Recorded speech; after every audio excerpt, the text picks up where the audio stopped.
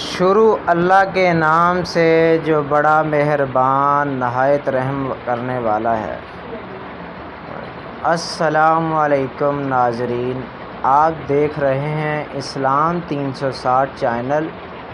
آج ہم آپ کو ایک ایسا ایمان فروز، عبرت انگیز اور معجزاتی واقعہ سنانے جا رہے ہیں جو نہ صرف نبی کریم صلی اللہ علیہ وآلہ وسلم کی سیرت کا اہم حصہ ہے بلکہ ہر مسلمان کے دل کو سکون، روح کو طاقت اور زبان پر اللہ کا شکر لانے والا واقعہ ہے۔ ہم بات کر رہے ہیں ہجرت نبوی صلی اللہ علیہ وسلم اور غار ثور میں مکڑی کا جال کی۔ اسلام جب مکہ میں پھیلنا شروع ہوا تو مشرکین مکہ کے سینے جلنے لگے۔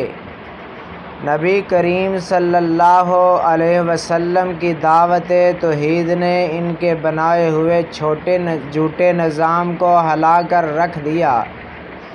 چنانچہ انہوں نے ظلم ستم کا بازار گرم کیا۔ صحابہ کرام رضی اللہ عنہ کو مارا گیا، قید کیا گیا، ستایا گیا۔ آخرکار جب ظلم حد سے بڑھ گیا تو اللہ تعالیٰ نے اپنے محبوب نبی کریم صلی اللہ علیہ وسلم کو مدینہ ہجرت کا حکم دیا۔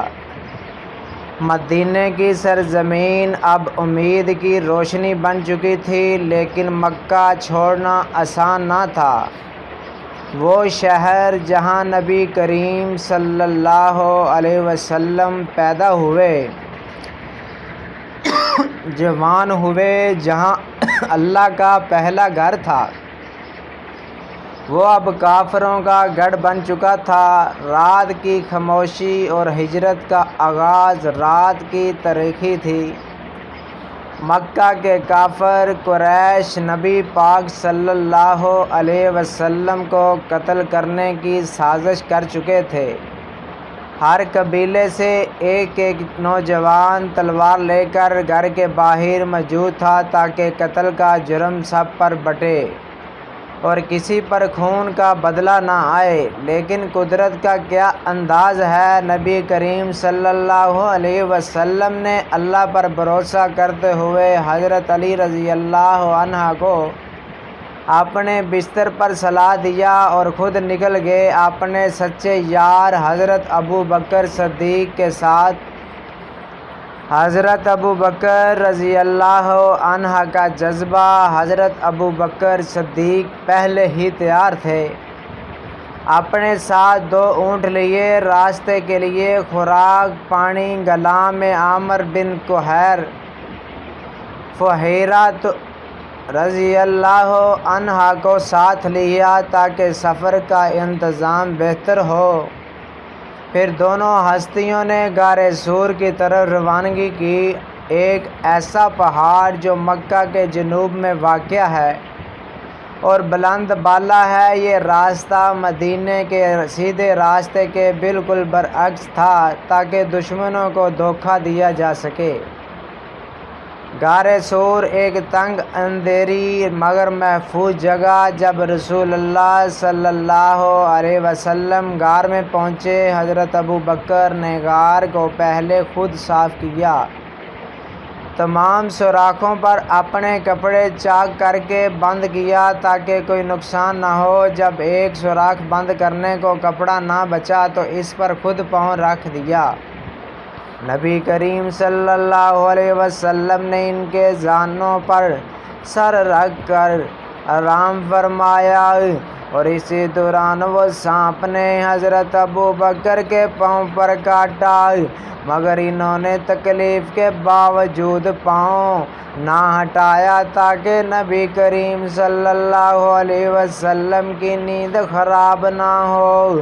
مکڑی کا جال اور کبوتروں کا گھونسلہ۔ اب آتا ہے وہ حصہ جو واقعہ معجزہ ہے۔ اللہ تعالیٰ نے اپنے محبوب کی حفاظت کے لیے ایک مکڑی کو حکم دیا، جا میرے نبی کی حفاظت کر۔ مکڑی نے غار کے دہانے پر فوراً جالا بن دیا۔ کبوتروں نے آ کر گھونسلہ بنایا اور انڈے دیے۔ دشمن جب غار تک پہنچے تو وہ حیران ہوئے، اگر محمد صلی اللہ علیہ وسلم یہاں چھپے ہوتے تو یہ جال اور گھونسلہ کیسے سلامت ہوتا۔ انہوں نے نظر دوڑائی، واپس چلے گئے۔ قرآن کا بیان اللہ تعالیٰ نے اس لمحے کو سورۃ توبہ آیت نمبر 40 میں محفوظ فرمایا۔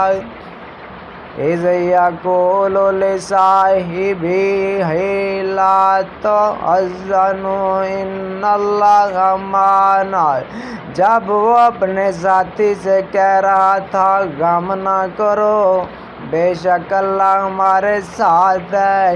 یہ آیت اس بات کا واضح ثبوت ہے کہ اللہ اپنے نبی کو تنہا نہیں چھوڑتا۔ اس واقعے کے 5 اہم سبق: توکل علی اللہ، بھروسہ ہمیشہ صرف اللہ پر رکھو، وہ راستے بناتا ہے۔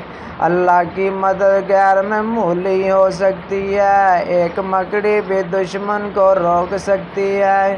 دوستی اور وفاداری، حضرت ابوبکر رضی اللہ عنہ جیسے دوست ہر کسی کو نہیں ملتے۔ قربانی اور اخلاص، دین کے راستے میں جان، مال، وقت سب قربان کرنا ہوتا ہے۔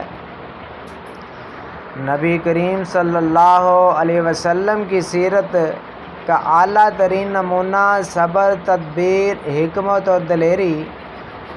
آج کے دور میں اس کی ممنوعیت۔ آج اگر کوئی شخص تنہا معاشرے کی مخالفت کا سامنا کر رہا ہے، سچائی پر قائم ہے مگر پریشان ہے، تو غار سور کا واقعہ اسے بتاتا ہے۔ غم نہ کر، اللہ تیرے ساتھ ہے، یہ امید، یہ دعا۔